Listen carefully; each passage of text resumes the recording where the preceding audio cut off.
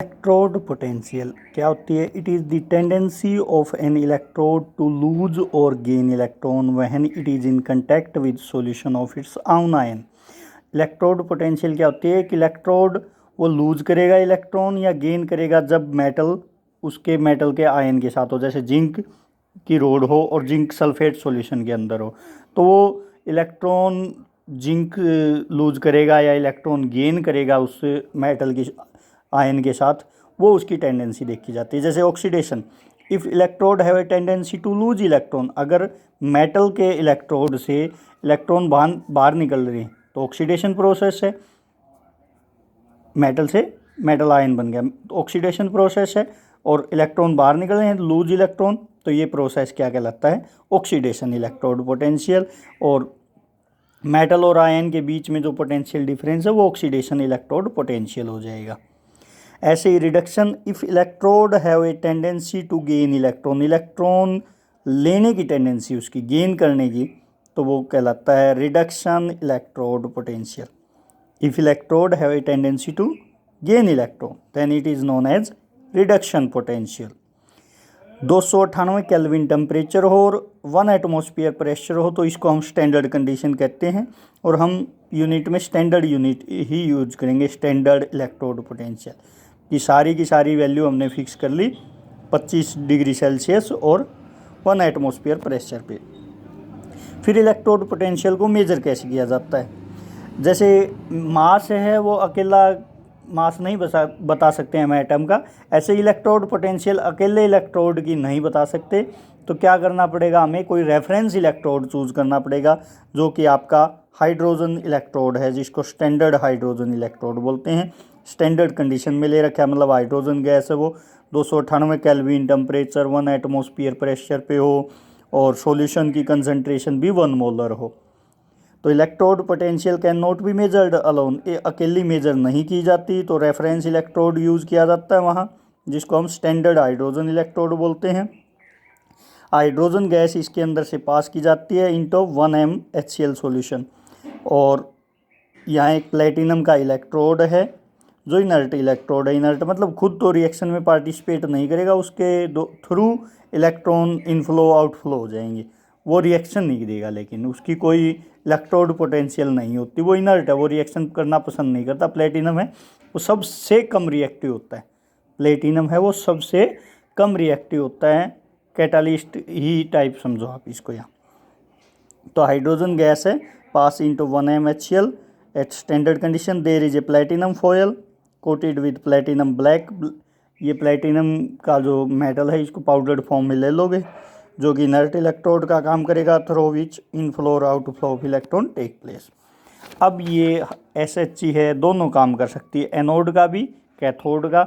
ये डिपेंड करेगा कि इसके साथ हमने कनेक्ट कैसा इलेक्ट्रोड क्या है, अकेला नहीं देगा, इसके साथ या तो जिंक कनेक्ट कर दो या किसी में कॉपर कनेक्ट करके देखे, ऐसे मेजर की गई हमने, अलग अलग इलेक्ट्रोड लेते गए और इनकी टेंडेंसी देखते गए कि किसकी कितनी है और किसकी कितनी है विद रिस्पेक्ट टू वो वैल्यू कैलकुलेट कर ली। तो it can act as both anode and cathode depending upon electrode with which it is connected. जब ये एनोड का काम करेगा तो ऑक्सीडेशन होगा इस पर, और जब ये कैथोड का काम करेगा तो रिडक्शन होगा। तो 2H + 2 electron that will give hydrogen gas. और ये हमने रेफरेंस के लिए चूज़ कर ली कि ये 0 है, स्टैंडर्ड हाइड्रोजन वैल्यू इसकी हाइड्रोजन की क्या ले ली, इलेक्ट्रोड पोटेंशियल 0 ले ली। ये इसकी रिप्रेजेंटेशन है प्लेटिनम, क्योंकि ये मेडल पे लिया हुआ है, तो प्लेटिनम यहाँ इलेक्ट्रोड है, हाइड्रोजन गैस है, क्योंकि हाइड्रोजन का इलेक्ट्रोड नहीं बना सकते, मेटल का जो इलेक्ट्रोड बन गया, मेटल की रोड ले लो, लेकिन हाइड्रोजन तो गैस है, इसके लिए प्लेटिनम इलेक्ट्रोड यूज़ किया हमने। तो determination of standard potential of zinc electrode, zinc का सेटअप कर दिया, जिंक रोड ले ली, ZnSO4 सॉल्यूशन ले ली और हाइड्रोजन के साथ कनेक्ट कर दिया। अब हमें कैसा पता चला भाई ये एनोड कौन होगा कैथोड कौन होगा, वो देखते हैं। तो जिंक रोड है dipped in ZnSO4 solution and a standard hydrogen electrode is setup, ये सेटअप कर दिया। अब डायरेक्शन बताएगी कि करंट किस साइड मूवमेंट कर रहा है, तो करंट इलेक्ट्रॉन के अपोजिट मूवमेंट करता है। मान लीजिए इलेक्ट्रॉन इस साइड मूवमेंट कर रहे हैं तो करंट इसके अपोजिट मूवमेंट किया करता है। तो वो हमें बता देगा कि इलेक्ट्रॉन, मान लीजिए फिर करंट इस साइड मूवमेंट करता पाया तो हमें पता चल गया कि इलेक्ट्रॉन यहाँ से निकल रहे हैं, यानी जिंक पे ऑक्सीडेशन हो रहा है। ऑक्सीडेशन मतलब लॉस ऑफ इलेक्ट्रॉन। तो direction of flow of electron और current indicate that oxidation take place at zinc electrode. Zinc electrode पे ऑक्सीडेशन हो जाएगा और Zn2+2 इलेक्ट्रॉन निकल जाएंगे। हाइड्रोजन क्या कर लेगा, इसके विद रिस्पेक्ट टू गेन कर लेगा इलेक्ट्रॉन को। वही साल्ट ब्रिज जो को आपने इलेक्ट्रोकेमिकल सेल जो पढ़ा है, गैल्वेनिक सेल जिंक कॉपर का, वही है। यहाँ कॉपर की जगह कैथोड का काम किसने कर दिया, हाइड्रोजन इलेक्ट्रोड ने, क्योंकि यहाँ जिंक की टेंडेंसी ज़्यादा है इलेक्ट्रॉन लूज करने की। तो zinc act as oxidation, zinc oxidation electrode potential है और हाइड्रोजन इसके विद रिस्पेक्ट टू कैथोड का काम कर देगा। बस यही चीज़ थी। ओवरऑल आप रिएक्शन लिख दोगे जैसे जिंक कॉपर में लिखी थी। अब ऐसा ही कॉपर के लिए सेटअप करना है। कॉपर में आपको बस थोड़ा चेंज करना पाएगा। वहाँ हाइड्रोजन इस साइड है, एनोड का काम कर देगी, वो कॉपर कैथोड का काम। उसका कारण क्या है कि कॉपर है वो इलेक्ट्रॉन गेन करना पसंद करता है, यानी रिडक्शन वैल्यू उसकी ज़्यादा होती है, तो वो रिडक्शन कैथोड का काम कर देगा। हाइड्रोजन उसके विद रिस्पेक्ट टू एनोड का काम कर देगा। रिएक्शन यहाँ से इलेक्ट्रॉन लूज करने वाली तो एनोड पे दिखा दोगे हाइड्रोजन के, और गेन करने वाली कॉपर पे। तो ये आपकी इलेक्ट्रोड पोटेंशियल थी। क्या थी, इलेक्ट्रॉन लूज करने की या टेंडेंसी है, लूज करता है या गेन करता है। स्टैंडर्ड फिर मेजरमेंट हमने हाइड्रोजन वाले से किया है। इसमें कुछ अरेंजमेंट हैं, बस हाइड्रोजन गैस स्टैंडर्ड कंडीशन में ले लो। प्लेटिनम इनर्ट इलेक्ट्रोड का काम करेगा। 1m HCl सॉल्यूशन वहाँ से ली गई है। आगे है सेल पोटेंशियल। सेल पोटेंशियल कैसे निकाली जाती है, difference between electrode potential of two half cell. जो ये दो रिएक्शन आई हैं आपकी, एक जिंक की जैसे ये ऑक्सीडेशन हाफ है और ये रिडक्शन हाफ है, इनको half cell reaction, half cell oxidation, half cell reduction. इन दोनों के बीच में जो इलेक्ट्रोड पोटेंशियल का डिफरेंस होगा उसको हम सेल पोटेंशियल कहते हैं। और दूसरा नाम इसका EMF है, इलेक्ट्रोमोटिव फोर्स है। नाम से इससे कुछ नहीं लेना देना, बस सेल पोटेंशियल या EMF ही कहते हैं इसको। क्या कैसे निकालेंगे, E0 of cathode minus E0 of anode. Cathode जो होगा जिस पे गेन ऑफ इलेक्ट्रॉन होगा उसको हम कैथोड मानेंगे। उसमें से standard electrode potential of anode की हम निकाल देंगे। ये आपकी EMF होगी। इलेक्ट्रोकेमिकल सीरीज, हमने इलेक्ट्रोड पोटेंशियल वैल्यू है इलेक्ट्रोड की अरेंज किए गए हैं उनकी इंक्रीजिंग ऑर्डर वैल्यू में, उसको हम इलेक्ट्रोकेमिकल सीरीज बोलते हैं। इलेक्ट्रोड पोटेंशियल वैल्यू ली स्टैंडर्ड, सारों की स्टैंडर्ड वैल्यू ली है, यानी वो 298 केल्विन और 1 एटमॉस्फेयर वाली, और उनको अरेंज कर दिया increasing order of their energy, increasing order of their value, standard reduction value. और सारी की सारी रिडक्शन वैल्यू हैं ये। रिडक्शन मेटल आयन से मेटल, मेटल आयन से मेटल, मेटल आयन से गैस है या जो भी है, मेटल आयन से मेटल, तो यानी आयोनिक फॉर्म से जो सॉलिड स्टेट या जो भी है विदाउट आयन वाली स्टेट में जाना, ये रिडक्शन पोटेंशियल, ये ध्यान रखना। स्टैंडर्ड रिडक्शन पोटेंशियल है ये सारी की सारी, इनको अरेंज किया गया है सारे को, और ये वैल्यू कैलकुलेटेड है। आप बुक में ये टेबल देख सकते हो। आईडीए के लिए लिखा है मैंने कि ये ऐसे होते हैं, जैसे लिथियम है स्ट्रॉन्गेस्ट रेड्यूसिंग एजेंट है, और फ्लोरीन है स्ट्रॉन्गेस्ट ऑक्सीडाइजिंग एजेंट है। स्ट्रॉन्गेस्ट ऑक्सीडाइजिंग एजेंट है, इसकी पॉजिटिव वैल्यू है, यानी ये रिएक्शन बहुत फॉरवर्ड है। फ्लोरीन के पास 7 इलेक्ट्रॉन होते हैं आउटर सेल में, यानी 1 इलेक्ट्रॉन को तो ये झपट्टा मार के ले लेता जल्दी ही। तो इस कारण फ्लोरीन है नेगेटिव, ये रिएक्शन बहुत आसानी से होती है, इस कारण सबसे हाईएस्ट टेंडेंसी है इसकी, और ये मुश्किल से होती है, सबसे मुश्किल से, यानी इसकी अपोजिट आसानी से होगी इससे अपोजिट, क्योंकि सोडियम के पास, लिथियम के पास से आउटर सेल में 1 इलेक्ट्रॉन एक्स्ट्रा होता है, वही चीज़ है, बस हमने मेजर की गई। तो इलेक्ट्रोड पोटेंशियल से अब एप्लीकेशन क्या है इस सीरीज़ की, काफ़ी सारी एप्लीकेशन हैं। It helps to compare the relative oxidising and reducing power. भाई मैंने ये बता दिया, स्ट्रॉन्गेस्ट ऑक्सीडाइजिंग है, एक स्ट्रॉन्गेस्ट ये फ्लोरीन स्ट्रॉन्गेस्ट ऑक्सीडाइजिंग है, लिथियम स्ट्रॉन्गेस्ट रिड्यूसिंग एजेंट है। तो किसकी कितनी ऑक्सीडाइजिंग या रिड्यूसिंग पावर है उसको हम इस सीरीज से जो आपकी बुक में दी हुई है उससे बता सकते हैं। It helps to compare relative reactivity of metal. जो ऊपर की तरफ है ना वो सबसे ज़्यादा रिएक्टिव, जिनकी ये ज़्यादा नेगेटिव वाली मेटल की बात है, फ्लोरीन नॉन मेटल है। यहाँ मेटल की कंपैरिजन करूँ तो लिथियम है सबसे टॉप पे रिएक्टिव है, यहाँ फिर बीच में मैग्नीशियम आएगा, फिर जिंक आएगा, फिर आयरन आएगा और कॉपर आएगा।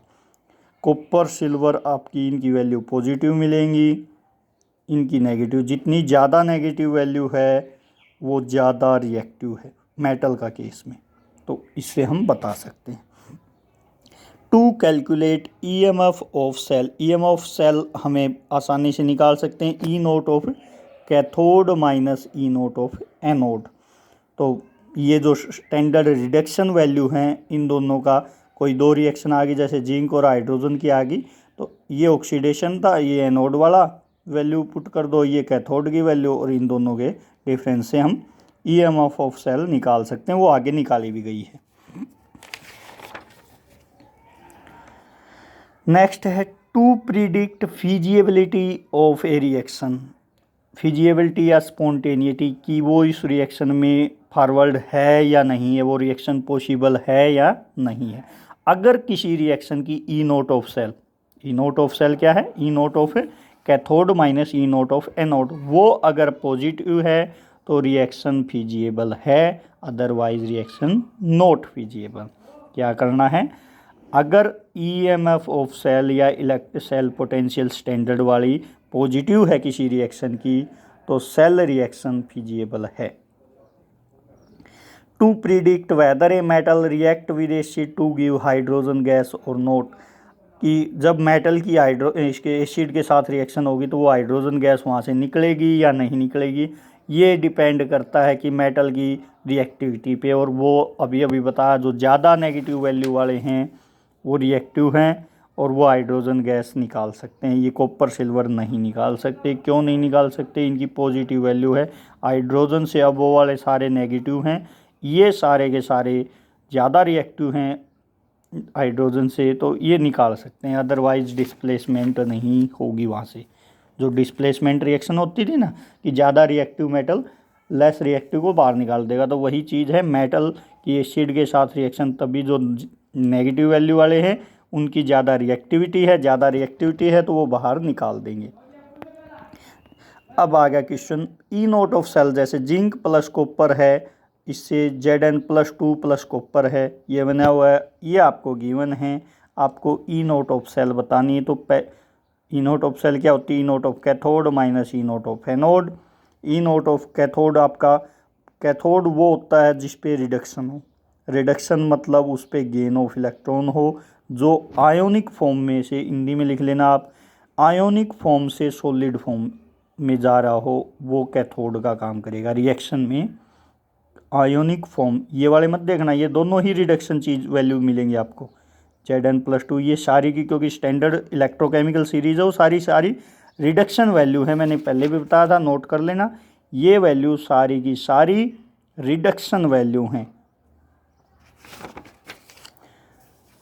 तो जिंक कॉपर +2 Zn, यहाँ नोट कर लेना, मेटल आयन से जो मेटल बन रहा है, सॉलिड स्टेट में बन रहा है, आयन से सॉलिड, वो कैथोड का काम करेगा, ये लिख लेना। तो कैथोड का काम कौन करेगा, जो मेटल आयन से मेटल, ठीक है, वो कैथोड होगा। दूसरा एनोड, कैथोड में से एनोड की वैल्यू निकाल दो, ये ईएमएफ ऑफ सेल निकल जाएगी।